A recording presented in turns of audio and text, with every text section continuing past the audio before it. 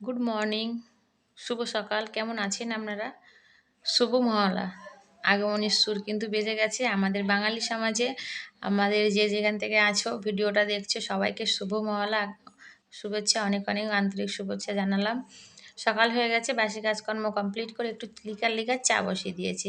কেন বলো তো? লিকার চা শরীরের পক্ষে কিন্তু উপকারী। এই চাটা কাকুরে দেওয়া। বলো কাকু একটু চা খেয়ে নাও। আর তুমি কখন চা খাওয়া? খেয়ে যাও, হয় না? চা আর মুড়ি হয়ে গেছে। জল খাওয়া হবে। এটার মধ্যে করে এই দেখো ওর মুড়ি দিয়েছি। আর এই দেখো লিকার লিকার চা আমার বাবা এসে। আমি চা নিয়ে বসে পড়েছি, চা আর মুড়ি আর বিস্কিট।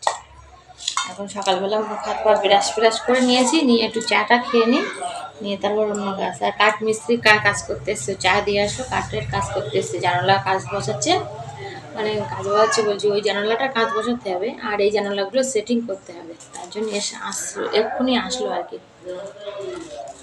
সকালবেলা টাইমে জল এসেছিলো, সব কাজকর্ম করে কমপ্লিট করে গেছে।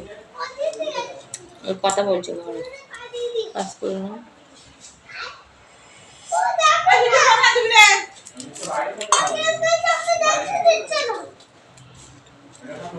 দেখতেই পাচ্ছেন আমার কিন্তু কাঠমিস্ত্রি চলে এসছে, ওই জানালাটা নতুন করে বানানো হয়েছে। তোমরা দেখে বুঝতেই পেরেছো জানালাটা দেয়াল কেটে বানানো হয়েছে, যার জন্য জানালাটা পরে বানানো হয়েছে। আর জানালাটার ডিজাইনটা কিন্তু খুবই সুন্দর, তোমাদেরকে অন্য ভিডিওর মধ্যে দেখিয়ে দেবো। আর এদিকে চান ফ্যান করে নিয়েছি, জানালার মিস্ত্রি চলে গেছে, এখন বাজে প্রায় 2টা 2:30 বেজে গেছিলো। তো তার জন্যে ঠাকুর পুজোটা দিয়ে দিয়েছি। আর আমার ঠাকুর ঘরটা তোমরা তো সবাই জানো, আমার ঠাকুর ঘর আমার মাথার ওপরেই আছে। ভগবান আমার সবসময় মাথার ওপরেই থাকে। তারপরে ঠাকুর পুজো দিয়ে সঙ্গে সঙ্গে খেতে চলে এসেছি। আজকে কী রান্না করেছিলাম বলো তো? চিংড়ি মাছ আলু দিয়ে পেঁপে দিয়ে তরকারি করেছিলাম। তা তোমাদের সঙ্গে ভিডিওটা একটু ছোট্ট করে শেয়ার করলাম। কেমন লাগলো অবশ্যই কমেন্ট করে জানাবেন। ভালো লাগলে লাইক